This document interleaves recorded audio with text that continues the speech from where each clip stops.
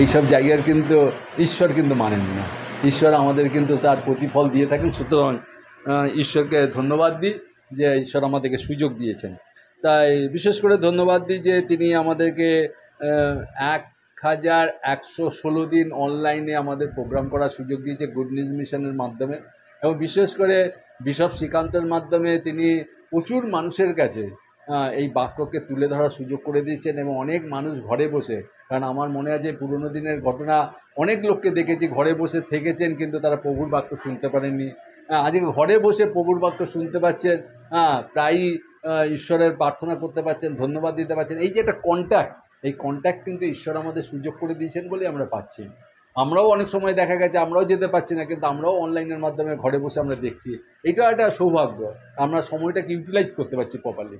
তো যাই হোক, ঈশ্বর ধন্যবাদ দিই যে আমাদের সুযোগ সুবিধা দিয়েছেন, এবং এই মণ্ডলীকে বিভিন্ন যে মণ্ডলীগুলো রেখেছেন, গৃহমণ্ডলীগুলো, সেই গৃহমণ্ডলীর মাধ্যমে আরও মানুষ যেন প্রভুর কাছে আসতে পারে, এর জন্য ঈশ্বরকে ধন্যবাদ দিন। আমরা প্রার্থনায় আসি, আমরা মাথা নিচু করি। করুণাময় ঈশ্বর, তোমায় ধন্যবাদ প্রশংসা গৌরব করি যে তোমার দয়া করুণা অপরিসীম। তুমি আমাদেরকে ভালোবেসেছো, বাঁচিয়ে রেখেছো, তত্ত্বাবধান করছো। এই সুন্দর উপাসনার দিনে তুমি একত্র করেছো যেন আমরা তোমার গৌরব প্রশংসা স্তুতি করতে পারি। আমাদের কোনো ধার্মিকতা নেই, আমাদের কোনো ক্ষমতা নেই, আমাদের কোনো শক্তি নেই আমরা তোমার সম্মুখে আসতে পারি, কিন্তু তোমার একমাত্র প্রিয়তম পুত্র খ্রিস্টের রক্ত তুমি আমাদেরকে পরিত্রাণের আস্বাদন দিয়েছো এবং নতুন জীবন দান করেছো, যেন আমাদের জীবনের মধ্যে তোমাকে উচ্চকিত প্রশংসিত গৌরবান্বিত করতে পারি। প্রভু, সুন্দর দিনের জন্য ধন্যবাদ করি। শরীর মন আত্মাকে সুস্থির রেখেছো প্রত্যেককে, এর জন্য তোমায় ধন্যবাদ করি। প্রভু, তোমার দয়া করুণা অনুগ্রহের জন্য ধন্যবাদ করি। বিশেষ করে তোমায় ধন্যবাদ করি যে তুমি আমাদেরকে সময় সুযোগ দিয়েছো, এই জন্য তোমায় ধন্যবাদ করি। বিশেষ করে আমরা আমাদের রথিনদাকে তোমার হাতে রাখলাম। প্রভু, তুমি তাকে ভালো রেখেছো, সুস্থতা রেখেছো, এবং এই পরিবার যে ঘর খুলে দিয়েছে এর জন্য তোমায় ধন্যবাদ করি। প্রভু, তুমি আশীর্বাদ করছো যে আমরা প্রত্যেক মাসে যে আমরা তোমার গৌরবের জন্য উপাসনা করতে পারছি, এর জন্য তোমায় ধন্যবাদ করি। প্রভু, তুমি আমাদেরকে সময় সুযোগ দিয়েছো, এই জন্য তোমায় ধন্যবাদ করি। বিশেষ করে বিশপ শ্রীকান্তকে তোমার হাতে রাখলাম। প্রভু, তোমার দয়া করুণা অনুগ্রহে তুমি তাকে বাঁচিয়ে রেখেছো, সুস্থতা রেখেছো, এবং এই অনলাইনে প্রোগ্রাম করার মধ্যে তাকে বিজ্ঞতা দিয়েছো, জ্ঞান প্রজ্ঞাতা চালনা করছো, এই জন্য তোমায় ধন্যবাদ করি। প্রভু, তুমি তাকে সুস্থতা প্রদান করো, গাইড করো, এবং তোমারও আশীর্বাদে চালনা করো। বিশেষ করে তার ওয়াইফ যে সোনালি আছে তাকেও তোমার হাতে সমর্পণ করলাম। প্রভু, শারীরিক যে দুর্বলতা রয়েছে তুমি জানো, কোথায় থেকে কি হয়েছে না হয়েছে আমাদের জানা নেই, কিন্তু প্রভু চিকিৎসককে যে ট্রিটমেন্ট করছে, প্রভু তুমি আরোগ্য দান করো, তাকে সুস্থতা প্রদান করো, যেন সে আবার রিকভারি হতে পারে এবং সুস্থতা পেয়ে যেন আবার ডেলি কাজগুলো করতে পারে। তুমি তাকে শরীর মন আত্মাকে সুস্থ রাখো। বিশেষ করে আশিসকেও তোমার হাতে রাখলাম। প্রভু, তারও যে শারীরিক যে দুর্বলতা রয়েছে তুমি জানো, প্রভু তুমি তাকে আশীর্বাদ করো এবং তুমি তাকে সুস্থির চিন্তা ভাবনা সুস্থিরভাবে চলতে সাহায্য করো। আমাদের আমাদের অভিষেককেও তোমার হাতে রাখলাম। প্রভু, অভিষেককেও তোমার আশীর্বাদ করো, তার যে শারীরিক অসুবিধা রয়েছে তুমি জানো। প্রভু, তুমি দয়া করুণা অনুগ্রহ রাখো। কালভেরি ক্রুশের রক্ত দিয়ে তুমি পরিবারকে ঘিরে রাখো, তোমার উত্তমতায় তুমি চলতে সাহায্য করো। বিশেষ করে আমরা প্রার্থনা করি প্রভু যে তুমি আমাদেরকে সময় সুযোগ দিয়েছো, এর জন্য তোমায় ধন্যবাদ করি। আমাদের বিশেষ করে আমাদের শিপ্রা সিস্টারকে আমরা তোমার হাতে রাখলাম। প্রভু, তুমি তাকে ভালো রেখেছো, সুস্থতা রেখেছো, এই জন্য তোমায় ধন্যবাদ করি। বিশেষ করে তুমি তাকে গাইড করছো বিভিন্ন বিষয়, এবং বিশেষ করে যে একটা যে ডিসিশন নিতে যাচ্ছে, বড় ডিসিশন, প্রভু তুমি সেটাও তোমার কাছে রাখলাম। কারণ আমরা জানি যে আমরা অনেক কিছু ভাবনা চিন্তা করি, কিন্তু উত্তর তোমার হতে হয়। তাই প্রভু তোমার কাছে এই সমস্যা বলো, ডিসিশন বলো, সব কিছু তোমার কাছে রাখলাম। প্রভু, তোমার নিজস্ব পরিকল্পনা সময় অনুযায়ী তুমি তাকে উত্তর দিয়ে তুমি সেই ডিসিশনকে আশীর্বাদ করো, এবং তুমি সময় মতো তুমি তা ব্যবহার করতে সুযোগ করে দাও। বিশেষ করে এই বাড়িকে হোয়াইট ওয়াশ করার জন্য তারা ইচ্ছা করেছে, পরিকল্পনা করেছে। প্রভু, তুমি ওয়েদারকে তুমি কন্ট্রোল রাখো, যেন সুন্দরভাবে তাদের হোয়াইট ওয়াশ হতে পারে এই বাড়ি সুন্দর মতো, এর মতো তুমি আশীর্বাদ করো। বিশেষ করে আমরা প্রার্থনা করি প্রভু যে মনীষা সিস্টারের জন্য। প্রভু, তুমি তাকেও ভালো রেখেছো, সুস্থতা রেখেছো, এবং তাকে ব্যবহার করছো, এর জন্য তোমায় ধন্যবাদ করি। তার গৃহমণ্ডলীকে খুলে দিয়েছো, যেন তার মাধ্যমে অনেক মানুষের কাছে তোমার বাক্যকে পরিবেশন করা যায়। প্রভু, এর জন্য তোমায় ধন্যবাদ করি। বিশেষ করে আমাদের যে ভদ্রমহিলা নির্মাল্য দে, নমিনা দে, যে আরজিকর হসপিটালে সেলিব্রার অ্যাটাক হয়ে ভর্তি হয়েছে, প্রভু তাকে তোমার হাতে সমর্পণ করলাম। প্রভু, তুমি তাকে আশীর্বাদ করো, সুস্থতা দান করো। প্রভু, তোমার দয়া করুণায় তুমি তাকে সুস্থতা দিয়ে সেই জন্য বুঝতে পারে যে তুমি তার পাশে রয়েছো, এবং তোমার আশীর্বাদ তার জীবনে দাও। দয়া করুণা অনুগ্রহে তুমি তাকে ভরিয়ে তোলো। বিশেষ করে আরও প্রার্থনা করি বন্দনা সিস্টারের জন্য, প্রভু তাকেও তুমি আশীর্বাদ করো, সুস্থতা প্রদান করো, যেন সেও যেন মণ্ডলীতে আসতে পারে, তোমার গৌরব প্রশংসা করতে পারে, তুমি সাহায্য করো।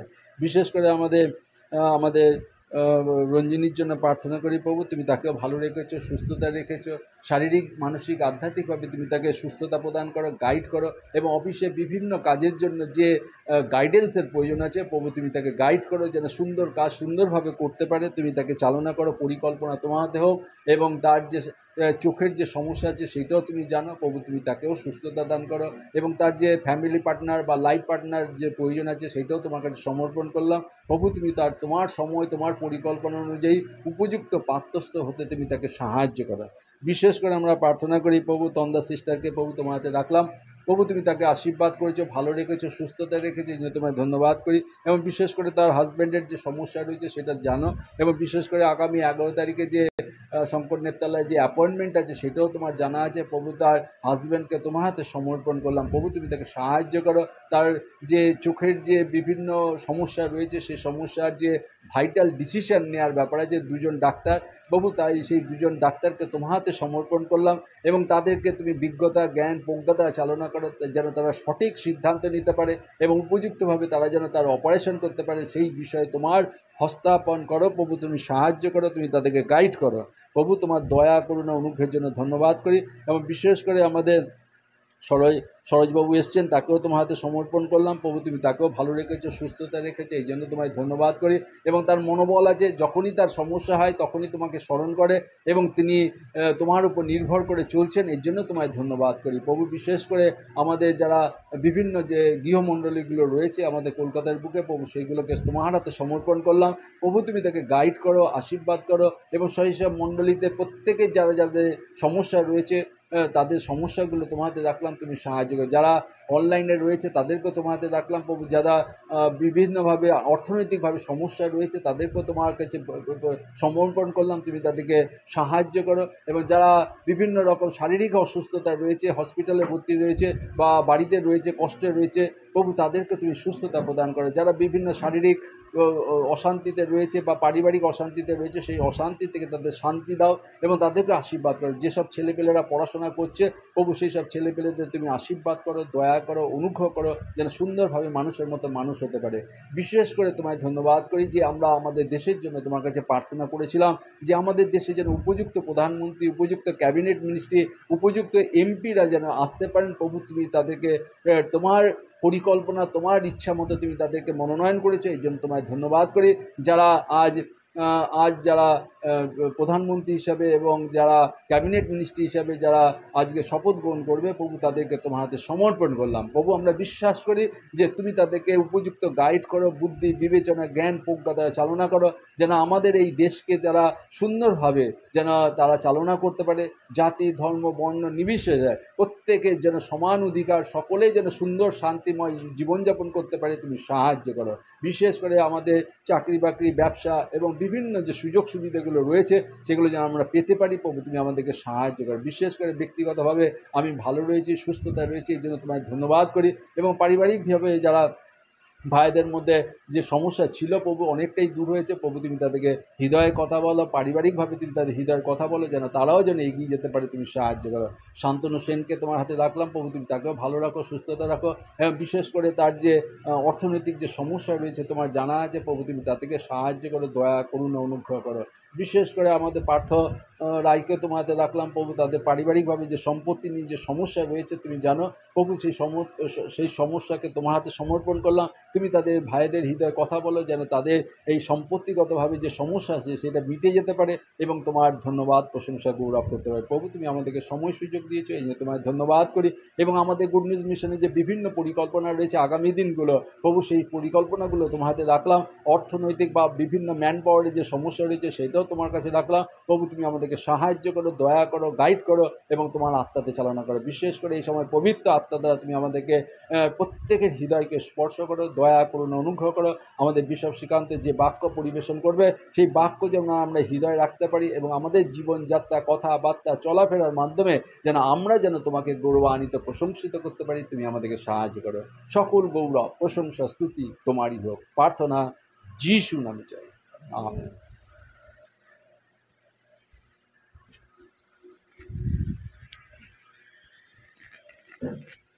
প্রভু যিশুর নামে ধন্যবাদ করি। যে বিশেষ করে দু তিনটে প্রেয়ার রিকোয়েস্ট আছে যেটা আমি বলতে ভুলে গেলাম। আমাদের রাজীব দা তার ওয়াইফকে নিয়ে ভেলোরে গেছে।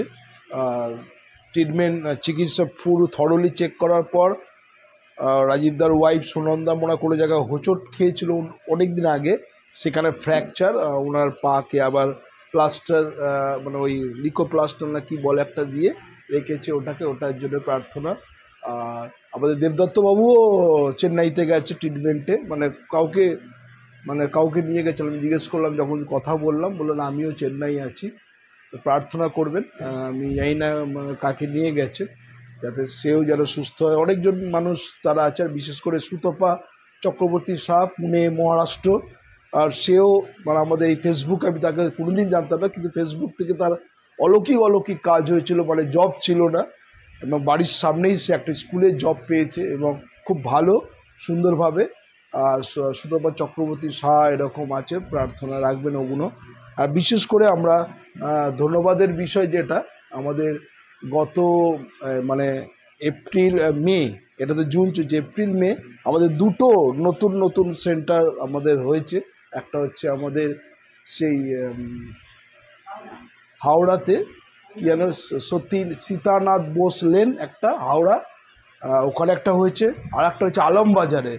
আর ঈশ্বরকে ধন্যবাদ দিই যে এই বিভিন্নভাবে ঈশ্বর দরজা খুলছেন। এবং আগামী 16 তারিখে, আগামী কামিং সানডেতে 16 তারিখে আমাদের ইন্টালির ওখানে একটা লিটারেসি সেন্টার হবে, একটা ক্লাব। তার প্রেসিডেন্ট আমাকে ফোন করেছেন, এবং তিনি হচ্ছেন আমাদের কেএমসির রিটায়ারমেন্ট একটা অফিসার, বড় র্যাঙ্কের অফিসার। তিনি বলছেন যে আমি এই কাজ করতে চাই। তাই বললাম দেখুন আমাদের তো একটা খ্রিস্টান অর্গানাইজেশন, আমরা প্রার্থনা বললাম না অবশ্যই করতে পারেন, আমি আপনার ক্লাবে আমরা দেবো। আর কথা হয়েছে আমরা 16 তারিখে যাব সেখানে, যাতে ঈশ্বর আমরা যদি হয় আমরা জুলাই থেকে আমরা স্টার্ট করবো ওখানে লিটারেসি সেন্টার। আর ঈশ্বর এইভাবে আস্তে আস্তে কাজ করছেন, এবং শুধু কাজ না, অনেক এখন চিন্তা ভাবলাম যে একটা মণ্ডলীর চিন্তা, কিন্তু আমাকে ওয়েস্ট বেঙ্গলের মণ্ডলীর চিন্তা ঈশ্বর বার্ডেন দিয়েছে। অনেক পাস্টার, অনেক পুরোহিতরা তারা আসছে, আর বিভিন্ন জায়গায় গিয়ে তাদেরকে কিভাবে আরোভাবে বিল্ড আপ করা যায়, কিভাবে আমাদের প্রোটেকশান নেওয়া যায়। আর কালকেও আমাদের যখন কমিটি মিটিং ছিল, আর কমিটি মিটিংয়ে মেন 3টে জিনিস যেটা এখনকার দরকার, এডুকেশন, হেলথ এবং আইনি ব্যবস্থা। আর এটা বিশেষ করে ধন্যবাদ দিই যে ঈশ্বর যে দায়িত্ব আমাকে দিয়েছেন, অল ওভার ওয়েস্ট বেঙ্গলের যে কনভেনার, একদম দার্জিলিং টু কাকদ্বীপ, যদি দেখি পুরোটা, আর পুরো অনেক মণ্ডলী আছে, অনেক, আর বিভিন্ন জায়গাতে থেকে এখন তারা যেতে বলছে, যাতে মণ্ডলী কীভাবে বিল্ড আপ করা যায়, কীভাবে আরও ঈশ্বরের বাক্য কি বলা যায়, এটার জন্য প্রার্থনা রাখবেন যাতে ঈশ্বর সাহায্য করেন। আজকের যে বিষয় নিয়ে আমি আলোচনা করছি, আর এটা আগেও বলেছি, আর এর মধ্যে কিছু অ্যাডিশন প্রভুকে যখন আমি বলছিলাম কি করব, তো আমরা একটা বাক্য আছে, সেটাও প্রশ্ন করেছিলাম যে বছরে একবারই ওই বাক্যটাকে পড়া হয়, ওই বাক্যটাকে একবারই ধ্যান করি, আর তারপরেই আমরা শুনি। কেউ বলতে পারে কোন বাক্য বা কোন অধ্যায় বা কোন পদ? বছরে একবারই শুনি, একটাই বাক্য, ওই বাক্যটার মধ্যেই অনেক কিছু বাক্য আছে, ওইটা দিয়ে আমরা ধ্যান করি, চিন্তা ভাবনা করি, বছরে একবার। Anyone guess? একদম 100% লজেস খাওয়াবো তোমার, একদম। গুড ফ্রাইডের সেই বাণী, আর সেই বাণী হচ্ছে, আর সেটা যেটা লুক 23 অধ্যায়, আর সেইটা ঈশ্বর আর নতুনভাবে এটাকে প্রকাশ করলেন। আমরা তো সপ্তবাণী সবাই শুনেছি, ইভেন আমার জ্ঞানেতে আমি 31 31 বছর সপ্তবাণী শুনেছি। তাহলে তন্দ্রা দিয়ে আরো ডাবল হতে পারে।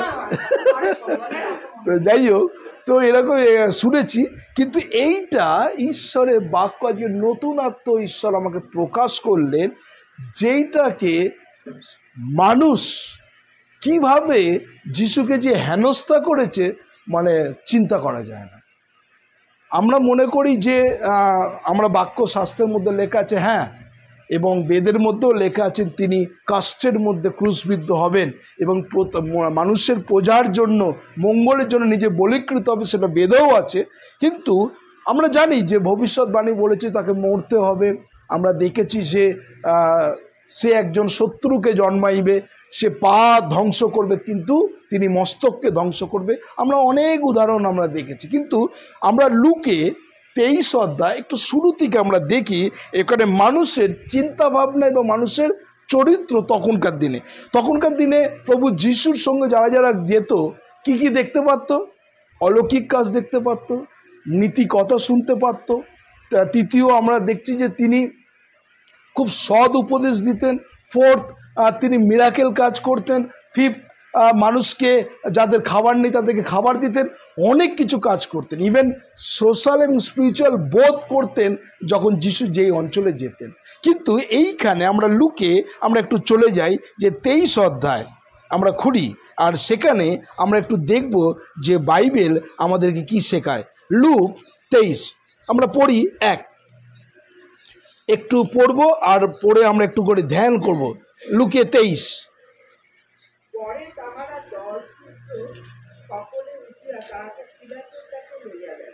কি বলছে? তারা দল শুদ্ধ সকলে উঠিয়া তাকে পিলাতের কাছে নিয়ে গেলেন। কাকে? যিশুকে। আর সেখানে কি হচ্ছে? দল হয়েছে একটা। আমরা বিভিন্ন রাজনীতিতে দল থাকে না, আর এইখানে দলটা ভালো কাজের জন্য নয়, ভালো মানুষকে দোষী সাব্যস্ত করবার জন্য দল গঠন করেছে। এই দলটা মানে ভালো কাজের দল একটা থাকে না, যে ভালো কাজ করছে একটা দল বানিয়েছে, না, এইখানে দল বানিয়েছে ভালো মানুষকে কিভাবে দোষী সাব্যস্ত করা যায়, কিভাবে রাজার কাছে নিয়ে যাওয়া যায় কথা, সেইটাকে একটা সংগঠন তৈরি করেছে। আমি জানি না সেই সংগঠনের নাম কি, বাইবেলের মধ্যে আছে কিনা আমি জানি না, কাশীনাথদা জানেও কিনা আমি জানি না, সেই সংগঠনের মধ্যে আমরা জানি না। কিন্তু এইখানে ঈশ্বরের বাক্য বলছে তারা কি করছেন? দল করলেন। তারপরে কি বলছে? হ্যাঁ হ্যাঁ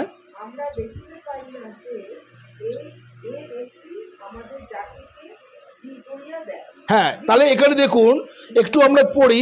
আর তারা তার উপরে দোষারোপ করিয়া বলিতে লাগিলেন, আমরা দেখিতে পাইলাম এই ব্যক্তি আমাদের জাতির বিগড়াইয়া দেয় এবং কৈশোরে রাজত্ব দিতে বারণ করে, আর বলে যে আমি সেই খ্রিস্ট রাজা।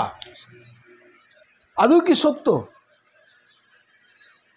মানুষকে বিগড়াই দিত প্রভু যিশু? আমরা কিন্তু এই 23টাকে একটু অন্যভাবে একটু দেখি, অন্যভাবে ফোকাস করি। আমি জানি না, আর টোটালি এইটা ঈশ্বর আমাকে শিখেলেন যখন আমি বললাম নতুনত্ব। এর আগের মনে হয় প্রচারে শুনেছ, বলল কাশীনাথও স্বীকার করলো যে আমি এরম ধরনের বাক্যটা আমি শুনিনি কোনোদিন। তো আমি যখন এটাকে পড়লাম, বলছি ইনি লোকদেরকে কি করে বিগড়াইয়া দেয়, যিশুকে বিগড়িয়ে দেয়। প্রশ্ন আমাদের কাছে, তাহলে কি বলছি? ইনি রাজস্ব কর দিতে বারণ করে। আদৌ কি করেছিল? যিশু কি কর দিতে বারণ করেছিলেন নাকি কি করেছিলেন? তিনি নোট নিয়েছিলেন এবং নোটটাকে দেখিয়েছিলেন, কয়েন দেখিয়েছিলেন। কয়েন আমার কাছে নোট আছে বলে এখন কয়েন নেই বলে নোটটা বার করেছি। এইখানে কার ছবি? যদি এখনকার হতো গান্ধীর ছবি। হ্যাঁ, আর এইখানে যখন গান্ধীর ছবি, তাহলে আমরা বলবো যে সরকার তাকে তুমি তোমার ট্যাক্সকে দাও। আর যিশু কিন্তু সেই কথাই বলেছিলেন যে কার ছবি দেখছো? বলছে কৈশোরে। বলছে কৈশোর যা, কৈশোরকে দাও। আর এর পেছনে একটা কথা লেখা আছে যে সত্যমেতে জয়তে, হ্যাঁ না? তো সত্যমেতে জয়তে এখানে লেখা আছে সেকেন্ড পেজে, যে ঈশ্বর বলছে যে ঈশ্বর, সেটা ঈশ্বরকে দাও। তাহলে মানুষ কি করেছে? কথাটাকে মিস ইন্টারপ্রেট করেছে। কার সামনে? রাজার কাছে। হ্যাঁ, তিনি বিগড়াইয়া দেন, তিনি ট্যাক্স দিতে বারণ করেন। কোনো জায়গায় কোনো বাইবেলের মধ্যে লেখা নেই যে তিনি বারণ করেছেন। না, তাহলে কি করেছি, আমাদের কথা আমরা টুইস্ট করে দিয়েছি। তাতে কি হচ্ছে, আমরা যখনই কথাকে টুইস্ট করে দিই, যখনই কথাকে পরিবর্তন করে দিই, একটা সমস্যার সৃষ্টি হয়। আর সেইখানে ঈশ্বর সেখানে কি করছেন, তাকে দোষারোপ করেছেন। ওকে, নেক্সট। আমি যখন এই বাইবেলটাকে যখন দেখছিলাম, তো আমিও মানে খুব ইন্টারেস্টিং। যখন আমাকে প্রভু যিশু ঈশ্বরের পবিত্র আত্মা যখন আমাকে এই বাক্যটাকে পড়লেন, আর আমি তখন কি করলাম, আমার এই মোবাইলের মধ্যে মার্ক করা যায়, কালার করা যায়। আমি জানি না আপনারা জানেন কি না। হ্যাঁ, কালার করা যায়, কোড করা যায়। তো আমি যখন সেখানে গেলাম, আর সেখানে আমি কোড করলাম, এবং দেখুন 3 পদে, দেখুন 3 পদে, কিন্তু তারা আরো জোর করিয়া বলিতে লাগিলেন, এ ব্যক্তি সমুদয় ইহুদিয়ার এবং গালিল অবধি এই স্থান পর্যন্ত শিক্ষা দেয়, প্রজাদেরকে উত্তেজিত করে। কি করেন, উত্তেজিত করেন। প্রথম কোড, তাহলে প্রথম তারা কি করেছে, দল গঠন করে সংগঠন করে রাজার কাছে একটা খারাপ বার্তা নিয়ে গেছে যে ইনি ট্যাক্স দিতে বারণ করছেন, কিন্তু আদৌ কিন্তু প্রভু যিশু সেই কথা বলেনি। নেক্সট 3 পদে বলছে, এরা জোর করিতে লাগলেন, এই ব্যক্তির সমুদয় গালিল অবধি এই স্থান পর্যন্ত শিক্ষা দিয়া প্রজাদিগকে উত্তেজিত করে। অর্থাৎ একটা মানুষ, হ্যাঁ এখানে 5, থ্যাংক ইউ, 5 আমার 5 ওখানে ওই মার্ক করা আছে, কালার করে দিয়েছি।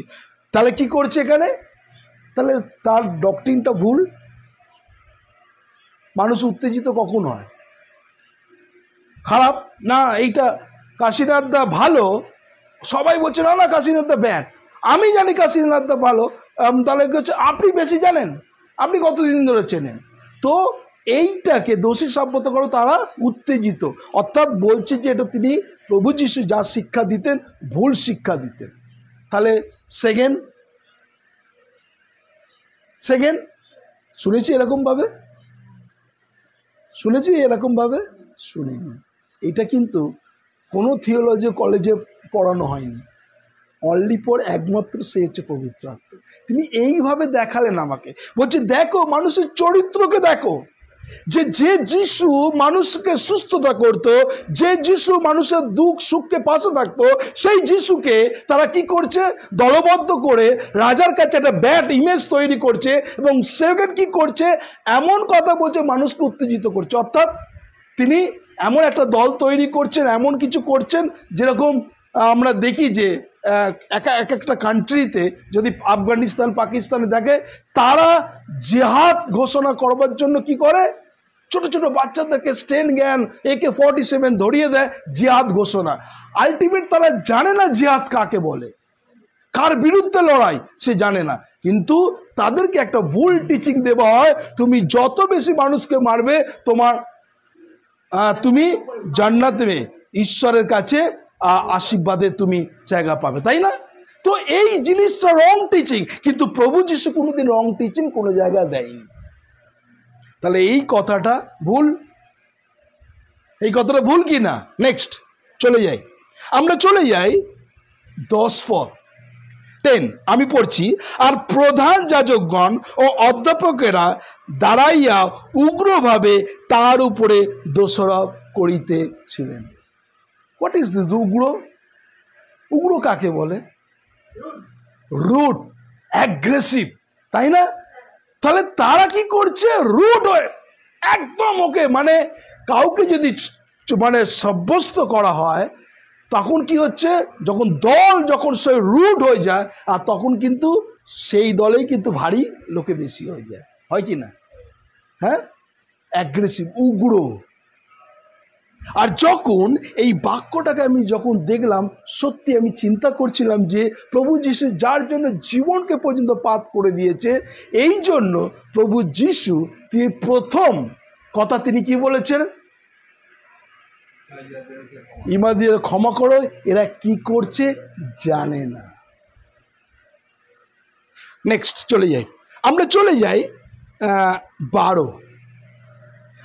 আর সেই দিন হেরোদ ও পিলাত পরস্পরে বন্ধু হইয়া উঠিলেন, কেমন করিয়া পূর্বে তাহাদের মধ্যে শত্রুতা ছিল। অর্থাৎ এতদিন যার সঙ্গে বিচ্ছেদ ছিল, আজকে কম্প্যাক্ট হয়ে শেখ যিশুকে কিভাবে হেনস্থা করা যায়, কিভাবে ক্রুশে দেওয়া যায়, তোমার শত্রু একদিন বন্ধু হয়ে গেল। এখানে কি হলো? সেখানেও পলিটিক্স চলছে কি না? এটা এতদিন যাদের বিপক্ষ ছিল তারা এখন দুজনে এক হয়ে জোট বাঁধছে। বাহ, কি সুন্দর! দেখুন না, পুরো হুপাহুপ ঈশ্বর যখন এই বাক্যটাকে যখন আমি দেখলাম, আমি সত্যি তুমি কত মহান। তারা এতদিন তাদের পরস্পর শত্রু ছিল, মিত্র হয়ে গেছে। সামথিং ডাল মে কুছ কালা হ্যাঁ। যখন আপনাকে দিনের পর দিন, মাসের পর মাস দেখতে পাচ্ছে না, হঠাৎ করে বন্ধু হয়ে গেছে। আমরা জানি রাজা হিজকিয়ার ঘটনা, আমরা সবাই জানি, তাই না? বাবিল কি ছিল? প্রত্যেকটা মুহূর্ত অ্যাটাক করত, তাই না? হঠাৎ করে রাজা হিজকিয়র অসুস্থ হয়েছে, আর রাজা হিজকিয় অসুস্থ হবার পর প্রভুর কাছে কান্নাকাটি করে কি করেছে? আয়ু বাড়িয়ে দিয়েছে, 15 ইয়ার্স বেড়ে গেছে। দিয়ে আহ্লাদে গদগদ। কে? রাজা হিজকিয় আহ্লাদে গদগদ হয়ে গেছে যে আমি সুস্থতা লাভ করেছি। হঠাৎ করে যে বাবিল দিনের পর দিন তার উপর অ্যাটাক করতো, শত্রু করতো, সেই বাবিল কি করছে? হিজকিয়র জন্য অনেক উপঢৌকন নিয়ে এসছে। আর যখন গিফট নিয়ে এসছে, আর সেই গিফট দেখে মানে তিনি দেখছেন যে আরে ভাই, আমার পরম মিত্র আজকে, আমার এত মানে পরম শত্রু আমার মিত্র আজকে গিফট নিয়ে এসছে। সঙ্গে সঙ্গে রাজা হিজকিয় কি করেছে? কোথায় তার ব্যাংক ব্যালেন্স, কোথায় তার ব্যাংক খাতা, কোথায় সোনা রাখে, কোথায় দানা রাখে, তার হাতিশালা কত, কিভাবে যুদ্ধ কৌশল, সব কিছু খুলে খুলে দেখিয়ে দিয়েছে। খুলে দেবার পর হঠাৎ করে প্রভুর দর্শন এলে, তুমি কি করেছো? বলছে আমি তো সব খুলে দেখছি। বলছে তুমি যা কিছু দেখিয়েছো আজকে অদ্যই বাবিলে সব নিতে হবে।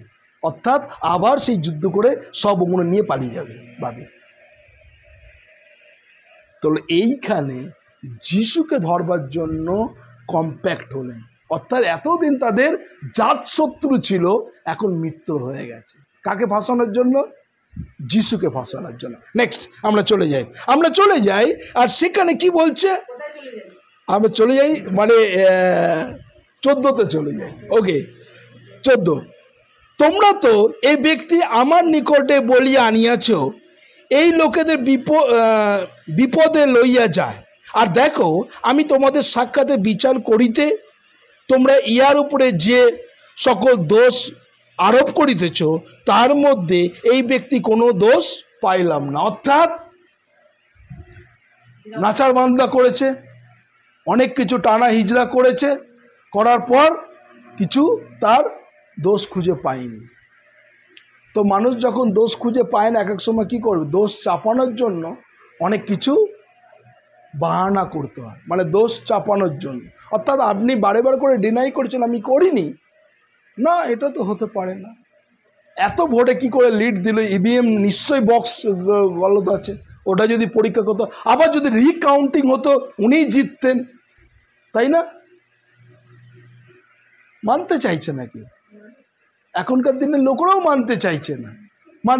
না, ইভিএম এর গন্ডগোল আছে, সেনাবাহিনী ঘুমিয়েছিলেন, কাজ করেনি, ছাপ্পা ভোট হয়েছে, ওই হয়েছে, এন কিছু কত কিছু লোকে বলছে। কিন্তু আলটিমেট এইখানে ঈশ্বরের বাক্য তিনি রায় দিলেন যে এর কোনো দোষ দেখতে পাচ্ছে। ওকে, খুব ভালো। সেই রায়টা তারা কি করতে চাইলো? মানতে চাইল। নেক্সট আমরা চলে যাই, কি 18 পদ দেখি। সেখানে বলছে 18 এবং 19 পদে, কিন্তু তারা দলবদ্ধ সকলে চিৎকার করিয়া বলিলাম, উহাকে দূর করো। অর্থাৎ আবার সেই অ্যাকশন হবে না।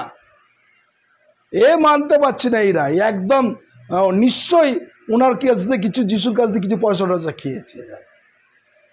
এখনকার দিনে তাই হতো না, যখনই রায় যখন দিতে হবে নিশ্চয়ই ভেতরে ভেতরে গেছে, কিছু ক্যাশ খেয়েছে, পয়সা খেয়েছে। হ্যাঁ, ওয়েট করছিল যে কিছু এরকম অফার দেয় কিনা, বাইবেলে লেখা আছে। তো এইখানটাকে এখানে তারা সকলে চিৎকার করিয়া বলিতে লাগলেন, উহাকে দূর করো আর আমাদের জন্য বারাব্বাকে ছাড়িয়া দাও। এইবারে মেন রুটে আমি ঢুকছি। তাহলে এত সে একটা অনুপদার মুখে ঘটনা শুনছিলাম, ঘটনা অনেক কথা বলছে এই এত কানে কানে কি কথা বলছে, টাকা নেবার। এত কানে কানে কি কথা বলছে, টাকা নেবার। আরে এত লোক ভিড়, দাঙ্গা চেঁচামেচি কি বলছে, টাকা দেবার।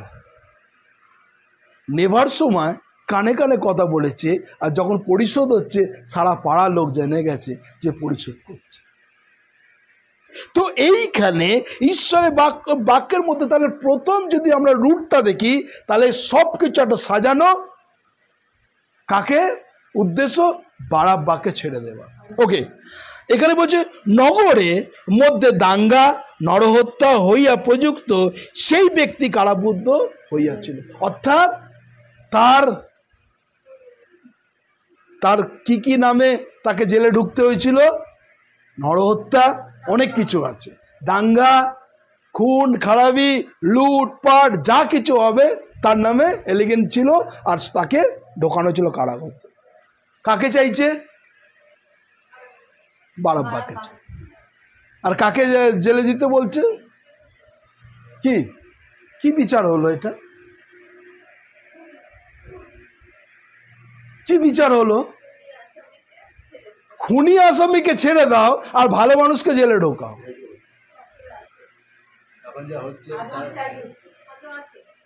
না, আমি এখানটাকে এইভাবে থেমে থেমে পড়ুন, বাইবেল অনেকভাবে পড়েছেন।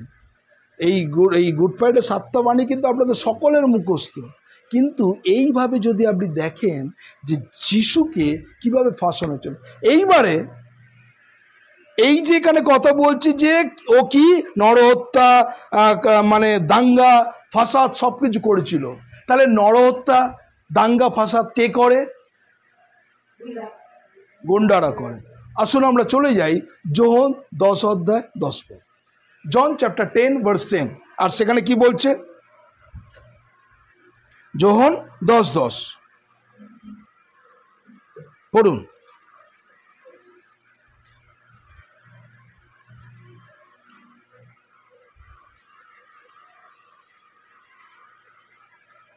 যোহন 10:10।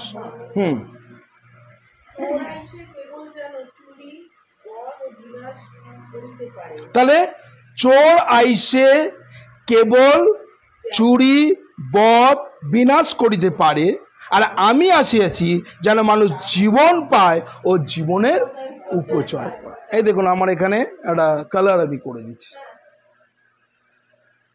তো এইখানে তাহলে এখানে কে দাঙ্গা ফাসাদ যে করছে, সে কে? লুটেরা, অর্থাৎ চোর, একদম গোদা বাংলা। এইখানে তাহলে হচ্ছে মানুষ, এখনকার মানুষ, বর্তমান মানুষের জীবন কিন্তু কেউ চায় না, চায় কম খাটবো, বেশি টাকা লাভ করব, বেশি ফাঁকি দেব। বলতে গেলেই ইউনিয়ন দল দিতে হবে, মালিকের কালো হাত ভেঙে দাও, গুড়িয়ে দাও, কিন্তু আমি কাজ করব না। এই করে করে কি রেল শেষ, বিএসএনএল শেষ, সুলেখা শেষ, ডানলপ শেষ, আর বলবো সব শেষ। কোথায় আজকে পরিস্থিতি গেছে, কোথায় পরিস্থিতি? কেননা মানুষ চায় না। এখানে যিশু বলছেন আমি এসেছি মানুষ যেন জীবন পায়। মানুষ সেই জীবন কিন্তু চায় না, সেই জীবন চায় না। আমার মেন প্রশ্ন এবারে, এটা এতক্ষণে আপনাদের ভূমিকা দেখালাম, নাও স্টোরিতে আমি ঢুকছি। এবারে চলে যান আমরা লুক তার 23 অধ্যায়, আর সেখানে ঈশ্বরের বাক্য কি বলছে। লুক 23 অধ্যায় 34, আর এই বাক্যটা আপনারা সবাই জানেন। ওকে, লুক 23 অধ্যায় 34 পদে বলছে, 34 বলছে, তখন যিশু কইলেন, পিত ইহাদিগকে ক্ষমা করো, কেননা ইহারা কি করিতে জানে না। পরে তারা তার বস্ত্রগুলি বিভাগ করিয়া গুলিবাট করিলেন। তাহলে এখানে কি বলছে? পিত এরা কি করছে এরা জানে না। এবার আপনাদের যে লুকের যে চরিত্রটা পড়লাম, তারা কি জানে না?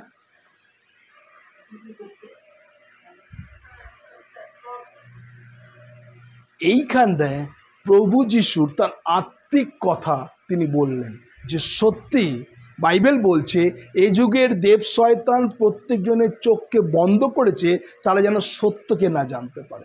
অর্থাৎ এখানে প্রভু যিশু বলছে এরা কি করছে এরা জানে না। তাহলে অলরেডি জিসাস নোস এভরিথিং, না? যিশু কিন্তু সব জানে, জেনেও কিন্তু বলছে যাও আর পাপ করিও না, তোমার পাপ ক্ষমা। সমস্ত মানুষ তাকে কি করেছিল? না, ওকে পাথর মারো। যিশু বলছে যাও, তোমার পাপ ক্ষমা হলো, আর পাপ করিও না।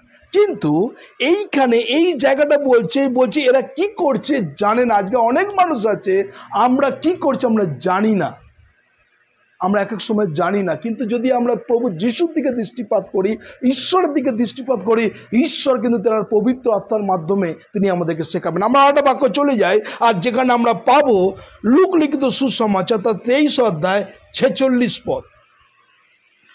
এখানে কি বলছে? 46 বলছে, আর যিশু উচ্চরবে চিৎকার করিয়া কহিলেন, পিত তোমার হস্তে আমার আত্মাকে সমর্পণ করি, এই বলিয়া তিনি প্রাণ ত্যাগ করিলেন। অর্থাৎ তার ডেডিকেট লাইফ তিনি কি করছেন? উৎসর্গ করছেন। আজকে আমাদের খ্রিস্টীয় জীবনে যখনই আপনি প্রভুর জন্য কিছু ডেডিকেট লাইফ করবেন, যিশু যেরকম প্রত্যেকটা মুহূর্ত দল গঠন করে তাকে তাড়ানোর জন্য চেষ্টা করেছিল, আজকে আপনার জীবনেও সেটা আসতে পারে, আপনার জন্যও আসতে পারেন, আমার জন্যও আসতে পারে। এইগুলো কিন্তু আসবে যখনই কিছু করবো, নিশ্চয়ই আছে। এখানে যিশুকেও কিন্তু তারা ছাড়িনি। যিশু এত ভালো কাজ করার পরও যিশুকে কিন্তু লোক ছাড়িনি। আজকে আমাদেরকেও লোক কিন্তু ছাড়বে না। নেক্সট আমরা চলে যাই 1 করন্থীয় তার 2 অধ্যায় 28 পদ।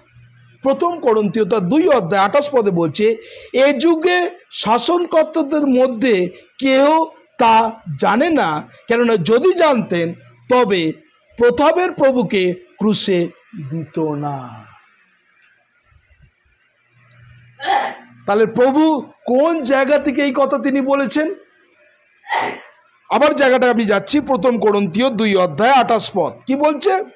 এই যুগের শাসনকর্তাদের মধ্যে কেউ তা জানে না, কেননা যদি জানতেন তবে প্রতাপের প্রভুকে ক্রুশে দিতেন না। 1 করন্থীয় 2 অধ্যায় 8 পদ, 8 1 করন্থীয় 2।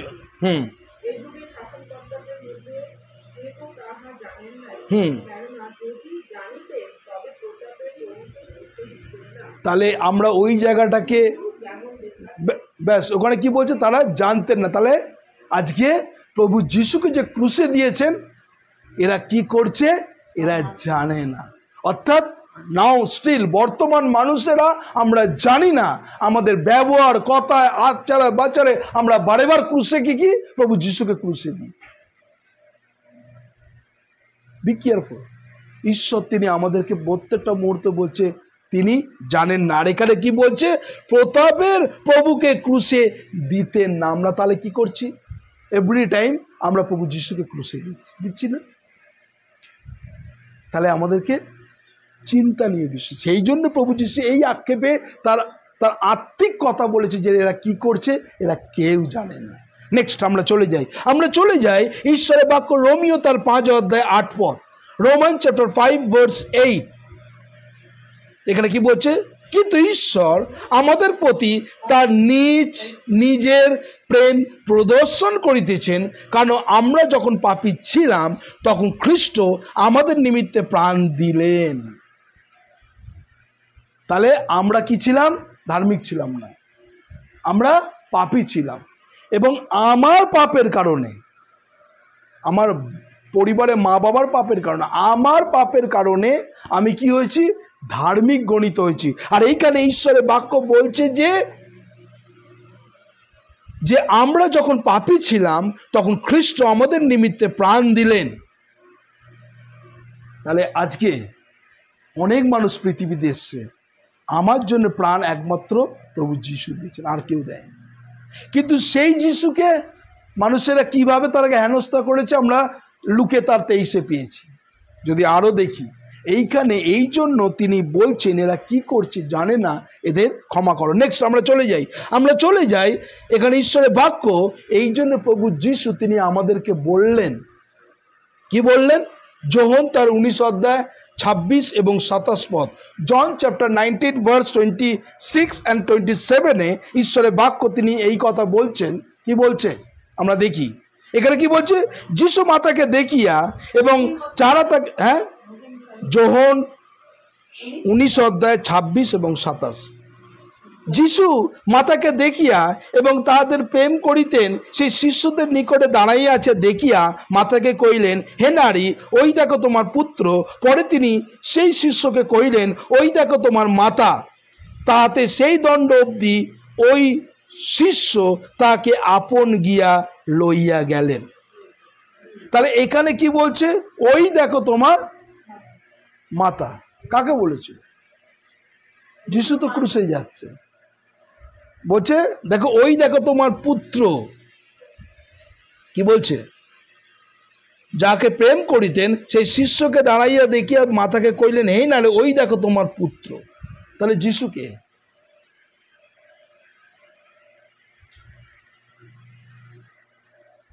যিশুর, আমরা জানি যে যিশুর মা মরিয়ম। আমি আপনাদের কনফিউজ করছি না, একটু বুদ্ধিটা খাটান, সব উত্তর পেয়ে যাবে।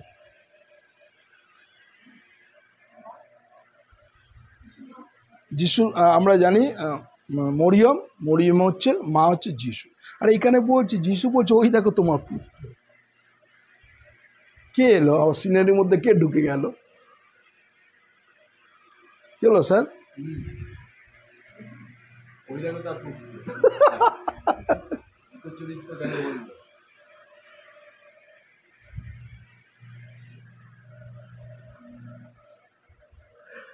একটা সারমন না, সেই সারমনটা বলতে হবে তো। এটাই যে আমরা মরিয়মকে, আমরা কি হয়, আমি বাবার ছেলে, মানে আমাকে গুরুত্ব, মানে সব জায়গায় আমার বাবারও নাম চলে যাবে, থাকবে না। লেখা যিশু যতটা নাম হলো, মরিয়মের একটা স্ট্রাকচার হয়ে গেল যে তার একটা গুরুত্বপূর্ণ জায়গা। কিন্তু এখানে মরিয়মের জায়গা হলো সাধারণ মানুষ, মরিয়মেরকে পরিত্রাণ পেতে হবে। নাহলে এই যে তৈরিতে 120 জনের মধ্যে যে প্রার্থনা করেছিল তাদের মধ্যে মরিয়মও ছিল।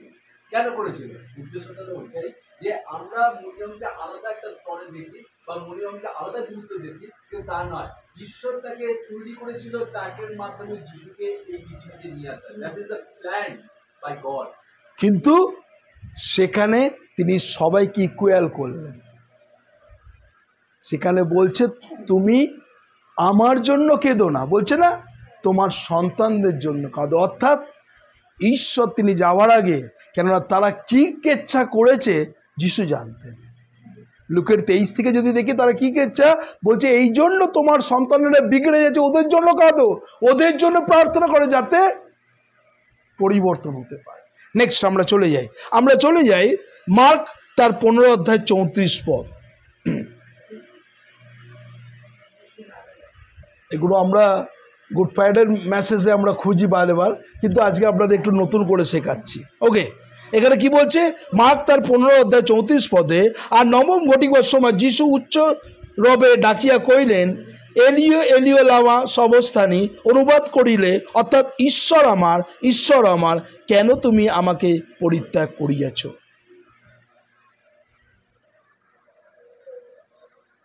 এখানে কাকে বলেছে? কাকে বলেছে? বাইবেলটাকে এইভাবে পড়ুন, নো স্টোরি, নো গল্প, থেমে থেমে কেটে কেটে। আমরা আইসক্রিম যখন পাই একটু ভালো বাটারস্কচ, তখন কিন্তু ঘাটাঘাট খেয়ে নিই, একটু একটু করে একটু একটু যত আপনি খাবেন তাড়িয়ে তাড়িয়ে তাড়িয়ে তাড়িয়ে তাড়িয়ে তাড়িয়ে বলে তো তাড়িয়ে তাড়িয়ে খাওয়া, এবং ইন্টারভেল যখন শেষও হয়ে যায় কোনা মোদা লেগে থাকলেও চামচটা দিয়ে ঘিরে ঘিরে ভালো দোকানে দই যদি হয়, হ্যাঁ চামচটাই 4বার করে খায়। হ্যাঁ তারপরে হাত মানে একদম দেখে নিয়ে ওইটাই আলাদা মজা। তো আমাদের বাইবেলটাকে ওইভাবে খেতে হবে। তো এইখানে ঈশ্বরের বাক্য বলছে কাকে? ওল্ড। এখানে কি বলছে? এদিয়ে এলিল অবস্থা আমি ঈশ্বর, আমি ঈশ্বর, কেন আমাকে পরিত্যাগ করেছে? কাকে? দেখুন বাইবেলের মধ্যে জিজ্ঞাসা চিহ্ন আছে।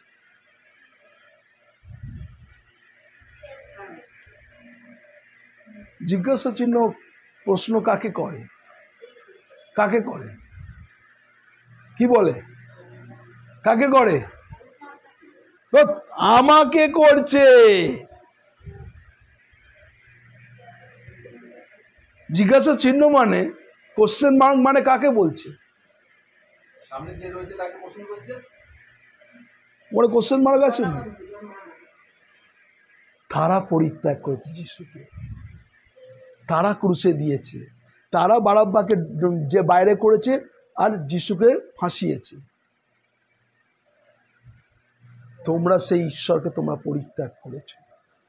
আলটিমেট রেজাল্টটা কি হলো? যিশু যখন মরে যাবার পর ইটস দ্য ফিনিশ, সত্যি তিনি ঈশ্বরের পুত্র ছিলেন, রিয়ালাইজ করছে। Why? মানে এখন দেখো সবকিছু করে দেওয়ার পর সত্যি কিন্তু তিনি ঈশ্বরের পুত্র রিয়ালাইজ করছে। What is this?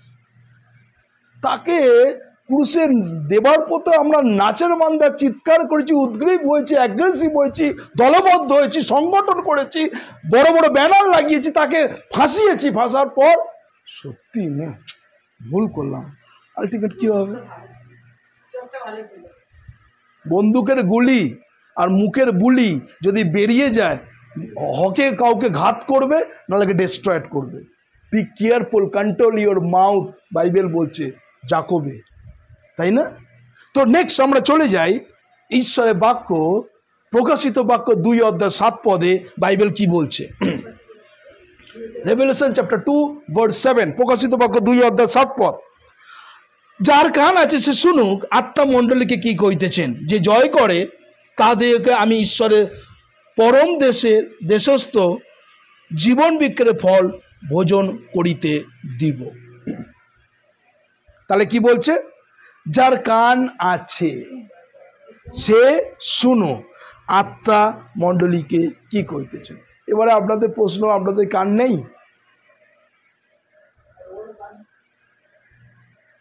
এই কানটা সেই মানে এই কানটা আমরা ভালো জিনিস আমরা শুনি না। একটা কথা বলছে এখানে খুব গুরুত্বপূর্ণ, যে আমি জীবন বৃক্ষের ফল ভোজন করিতে দেব। অর্থাৎ কথা কথা একটা মানুষকে ধ্বংস করতে পারে, আর একটা কথা একটা মানুষকে গেঁথে তুলতে পারে, তাই না? এমন এমন ডাক্তার আছে, আপনাকে আমি সেদিনকে দেখছিলাম যে হার্টের যাদের সমস্যা আছে, একটা ডাক্তার তিনি সাক্ষ্য দিচ্ছেন, বলছে দেখুন ডাক্তারদের আমাদের মোটো থাকে, আমরা এত পড়াশোনা করেছি, ওই করেছি, টার্গেট থাকে কীভাবে পয়সাটাকে তোলা যায়, এবং মানুষকে আমরা যত কনফিউজ করতে পারো, বিশেষ করে হার্ট অ্যাটাক রুগীদের, আমরা তত কিন্তু মুনাফা।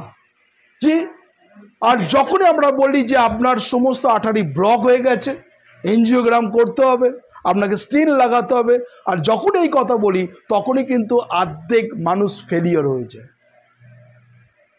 বলছে দেখুন আমরা যেটাকে করি না, আর সেই ডাক্তারটা বলছে যদি আমি স্কিন থাকতো আমি ডাক্তারের সেই ভয়েসটাকে দেখাতাম এবং ভিডিওটাকে দেখাতাম। সেখানে বলছে এমন এখন টেকনোলজি বেরিয়ে গেছে, এখন স্টেন লাগানো, আপনার পাইপ ঠিক আছে কিনা, আটারিগুলো ঠিক আছে কিনা আমরা ঢোকাবো না, এখন এমন একটা মেশিন হচ্ছে জাস্ট ছবি তুলে আপনাকে দেখে নেবে যে কোন জায়গা ব্লক, আপনার সাধারণ মেডিসিনে কাজ হয়ে যায়। আমরা কি করি না, 4 ইঞ্চি কেটে বাইপাস করে আপনাকে যদি ঢুকিয়ে দিই, ফাঁসাতে পারলেই তো আমার পয়সা। ইনকাম। তাহলে একটা ডাক্তার, যে ডাক্তার যখন কথাটা বলছিল, আমি বলছিলাম তার কথাতে কত, যাদের হার্টের সমস্যা তারা তার কথাতে কতটা স্বস্তি পেল। একজন বলি না, আপনি কিন্তু বিছনা থেকে নামবেন না, আপনি যখন বাথরুমের কাউকে ধরে ধরে নিয়ে যাবেন। যখন এটা কি করলাম, তাকে ভয় ঢুকিয়ে দিলাম। যদি বলে আপনার কিছু হয়নি, অর্ধেক কিন্তু মানুষ সুস্থ।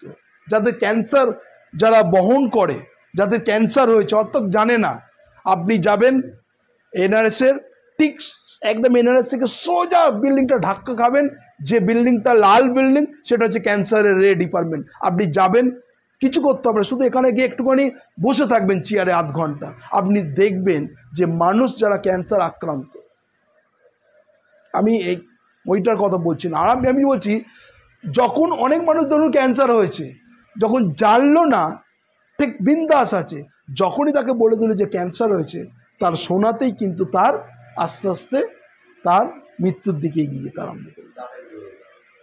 আর অনেক মানুষ বলছে ডোন্ট কেয়ার, আমি ক্যান্সার ম্যান্সার মরি না, মরতে তো হবেই, চলো বিন্দাস থাকি, দেখবে তাদের তাড়াতাড়ি সেলগুলো ঠিক হয়ে গেছে। এই আমাদের সাইকোলজি এরকম বলে। এই জন্য ঈশ্বরের বাক্য বলছে যার কান আছে সে শুনুক আত্মা মণ্ডলীকে কি কইতেছে। অর্থাৎ ঈশ্বর তিনি আমাদেরকে কি গাইডলাইন দিতে চায়, অর্থাৎ আমাদের কথা আমাদের কি করতে হবে, পজিটিভ। এবং আমরা আর একটা বাক্য দেখব, যেটা আমরা দেখলাম প্রকাশিত বাক্যতে, আর সেখানে কি বলছে, আত্মা মণ্ডলীকে কি কইতেছে, আমরা যেটা দেখলাম কোথায়,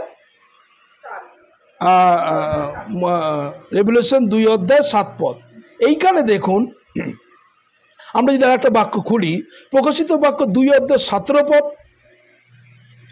প্রকাশিত বাক্য 2:17।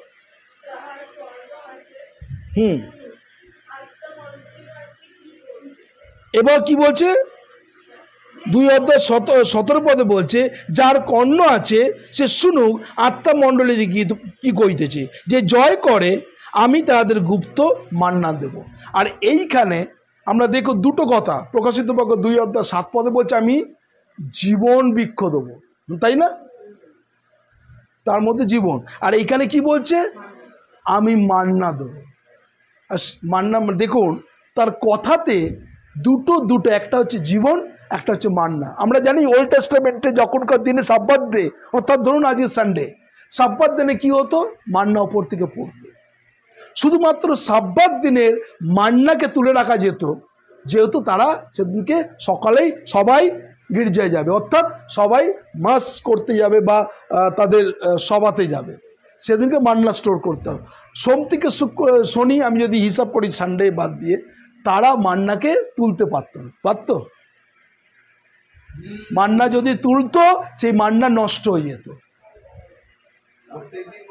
প্রত্যেক দিন তোমাকে মানে স্টোর করে রেখে দিতে পারতে না, কিন্তু অনলি সাব্বাত দিনের মান্নাকে তুমি রাখতে পারতে, ওটা নষ্ট হতো না। আমরা নিউ টেস্টামেন্টে ওল্ড টেস্টামেন্টে আছে,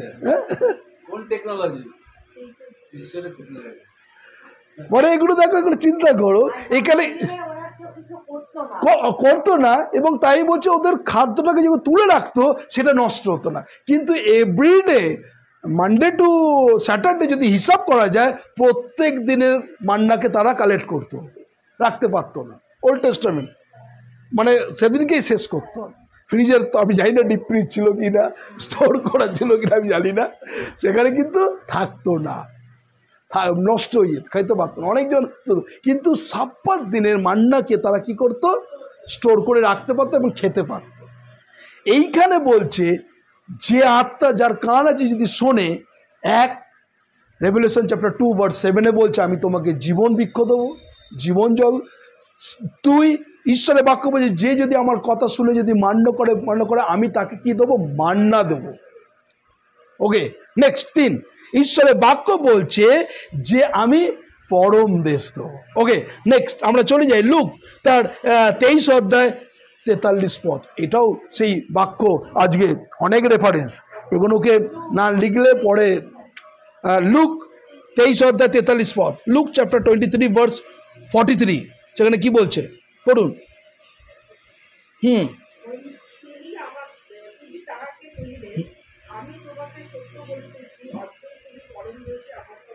এইখানে ডান দল বাঁ দল প্রশ্ন না, তিনি সত্যই কইতেছি অদ্য তুমি আমার সঙ্গে পরম দেশে যাবে। অর্থাৎ যার কান আছে সে শুনে। আমরা এক এক সময় শুনি, বুঝি, ওহ এক্সেলেন্ট, পাদ্রীবাবুর আজকে যে বাক্য খুব সুন্দর। আলটিমেট গেলাম, বাড়ি থেকে ফোন হলো আসবার সময় মাংস নিয়ে এসো, বাজার নিয়ে এসো, জল নিয়ে এসো, ট্যাবলেট নিয়ে এসো, ওই নিয়ে এসো, করতে করতে সব কিছু একদম ঘেটে বিকেলবেলা পুরো একদম মাইন্ড এমটি হয়ে গেল, খালি। তাই ইউটিলাইজ কী করে করবো? কিভাবে মান্না পাবো? কিভাবে জীবন বৃক্ষ পাবো? আমাকে কি করতে হবে? আমাকে শিখতে হবে, প্রত্যেকটা মুহূর্ত আমাকে অভ্যাস করতে হবে। নেক্সট, ঈশ্বরের বাক্য বলছে যে তুমি যদি আমার কথা যদি মান্য করো এবং যদি আমার আদেশ যদি শোনো, আমি তোমার বলছি তোমার জীবনে কখনো খারাপ সংকেত, মৃত্যু সংকেত আসবে না। নেক্সট আমরা চলে যাই রেভেলেশন চ্যাপ্টার 2 ভার্স 11, প্রকাশিত বাক্য 2 অধ্যায় 11 পদ। যার কান আছে সে শুনুক, আত্মা মণ্ডলীকে কইতেছে, যে জয় করে সে দ্বিতীয় মৃত্যুর দ্বারা হিংসিত হইবে না। কোথা থেকে কোথায় এলাম?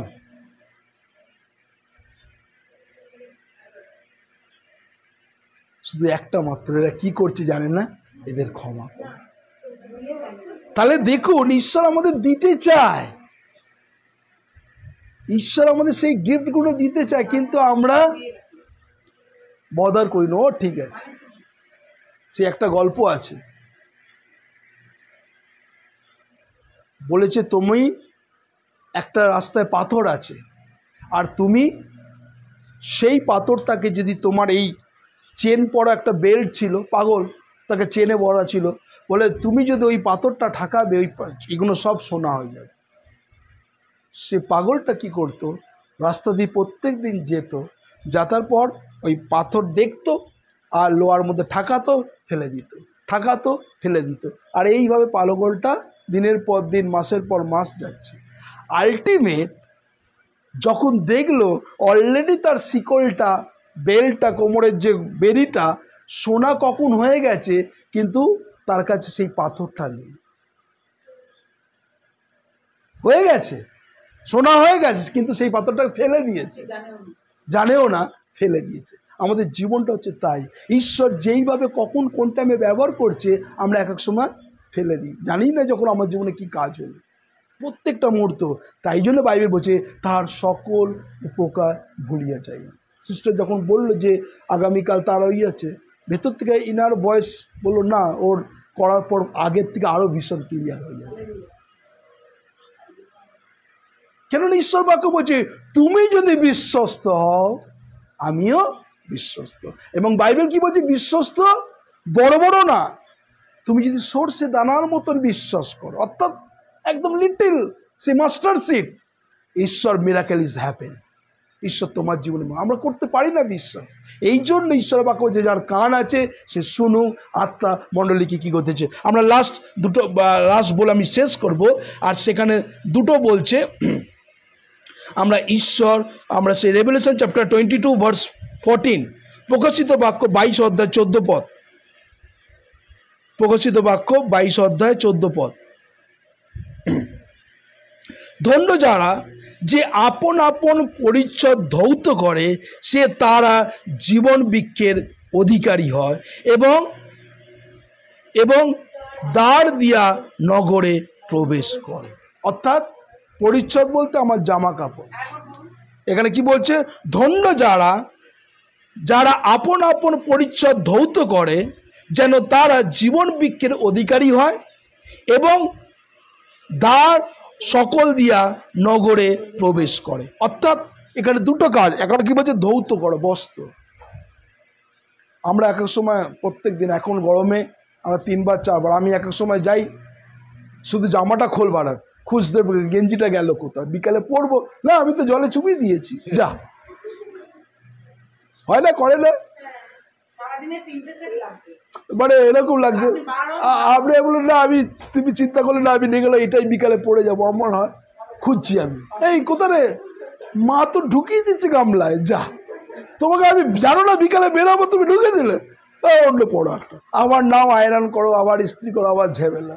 কিন্তু আমি চিন্তা ভাবনা করলাম যে এটাই পরে বিকালে কাটিয়ে দেবো, পরে কালকে নতুন। তো এইখানে ওই ধৌতর কথা বলছে না, ওই ধৌতর কথা বলছে না। তো এইখানে ঈশ্বরের বাক্য বলছে তোমরা যদি ধৌত করো তাহলে কি বলছে, আমি জীবন বৃক্ষের অধিকারী করব এবং তোমার দ্বার দিয়ে, অর্থাৎ অর্থাৎ সত্যি বলবে, তোমার মাধ্যমে এমন এমন কাজ করব তুমি চিন্তা করতে পারবে। ঈশ্বর তিনি আশীর্বাদ করুন যে সত্যি তিনি কত মহান, যে এই বাক্যটা থেকে ঈশ্বর আমাকে এইভাবে শিখিয়েছেন। তো আমরা আমাদের চিন্তা খুব খুব তীক্ষ্ণ রাখতে হবে, আমাদের কথাবার্তা আচার ব্যবহার এত কিছু সূক্ষ্মভাবে রাখতে হবে যাতে আমরা প্রভুকে অগৌরব না করি, প্রভুকে যেন ক্রুশে না দিই। আর আমাদের কি হয়, আমরা এক এক সময় প্রত্যেকটা মুহূর্ত প্রভুকে ক্রুশে দিই। তাই আজকে ঈশ্বর প্রত্যেকজনকে আশীর্বাদ করো, অনেক বড় অনেক বড়। আমি এরকম কালার করেছি যাতে ওই করা যে পর্ব কালার, মানে এটা আসে না কেন আমি দিচ্ছি, আমি নোট করতে পারছি না। আমি এক এক সময় কী করছি নেট, হ্যাঁ হ্যাঁ, তো এইটাতে কি হচ্ছে আমার মেমোরির মধ্যে থেকে স্টোর হয়ে গেল এইটাতে, তো সেভও করে নিলাম। তো এইটা যখন কালার করলাম, মানে ওই করলাম, ঈশ্বর এইভাবে তিনি আমাকে শেখালেন। তো গুড ফ্রাইডে মেসেজ শুনেছি, তো এরকম ধরনের সত্যি আজকে ঈশ্বরকে যদি আমরা দেখি যে তাকে কি না আমাদের জন্য করতে হচ্ছে, কিন্তু আলটিমেট তাকে আমরা চিনতে পারলাম না। ঈশ্বর তার বাক্যে আশীর্বাদ করুন। আসুন আমরা নিজেকে সমর্পণ করি প্রভুর কাছে এবং নিজেকে ডেডিকেট করি। আমরা সেই গানটা গাই, প্রার্থনা মোর তব কাছে প্রভু করি আজ নিবেদন। প্রার্থনা মোর তব কাছে প্রভু করি আজ নিবেদন। প্রার্থনা মোর তব কাছে প্রভু করি আজ নিবেদন। লুকানো আমার পাপ অভিলাষ মুছে দিয়ে মোর প্রাণে করো বাস। লুকানো আমার পাপ অভিলাষ মুছে দিয়ে মোর প্রাণে করো বাস। প্রভুই প্রভু চিরতরে মম, প্রভু প্রভু চিরতরে মম। সব থেকে প্রিয়জন করিয়া নিবেদন। প্রার্থনা মোর তব কাছে প্রভু করিয়া নিবেদন। হ্যাঁ প্রভু, আমরা তোমার কাছে এসেছি প্রভু, সেই নিবেদন নিয়ে, সেই প্রার্থনা নিয়ে, সেই আমাদের দুঃখ ভারাক্রান্ত পাপময় হৃদয় নিয়ে। কিন্তু প্রভু, আমরা যখন তোমার সান্নিধ্যে আছি, তোমার বাক্যের মধ্যে সেই প্রথম জন 1:9 বলছে, যিশুর রক্তে আমাদের সমস্ত পাপ হইতে তিনি সূচি করেন। হ্যাঁ প্রভু, তুমি যদি সূচি না করতে আজকে কখনো এই জায়গায় দাঁড়িয়ে আমরা তোমার গৌরব প্রশংসা করতে পারতাম না। কেন আমরা রক্ত মাংসের শরীর, বারবার করে আমরা ভুল চুপ করে পড়ি, বারবার তোমাকে ক্রুশে দিয়ে দিই। প্রভু, আজ থেকে তুমি আমাদেরকে কন্ট্রোল করো প্রভু, তোমার পবিত্র আত্মার গাইড করো প্রভু। এবং প্রভু, তুমি আমাদের কি কথা বলতে হয় সেই উচিত মতে কথাকে আমাদের শিখিয়ে দাও, যেন আমরা তোমার গৌরব, তোমার প্রশংসা করতে পারি। ধন্যবাদ দিই প্রভু, আমরা সেই মেজের সান্নিধ্যে যাচ্ছি। যাবার আগে তুমি বারবার করে বলেছো তোমাদের আত্মাকে সমীক্ষা করে দেখো, যদি কারো বিরুদ্ধে তোমার অভিযোগ থাকে, পাপ থাকে, তাকে আগে ক্ষমা করো, আর এই সেই মেজের সামনে এসে সেই প্রভুর ভোজে মেজের অংশীদারি হও। হ্যাঁ প্রভু, আমরা দেখি কোথায় আমাদের ভুল চুক, কাকে দুঃখ দিয়েছি, কাকে আমরা দূরে সরিয়ে দিয়েছি, কাকে আমরা হেট করেছি, ছোট করেছি। প্রভু, তুমি আমাদেরকে ক্ষমা করো প্রভু, তোমার পবিত্র আত্মার দ্বারা চালনা করো প্রভু, যেন আমাদের মধ্য দিয়ে আর যেন এই ভুল চুক না হয়, যেন আমরা তোমাকে উচ্চকিত মহিমান্বিত করতে পারি। সকল গৌরব তোমাকে দিই। ধন্যবাদ প্রার্থনা প্রভু যিশু তোমার নামে চাই, আমিন।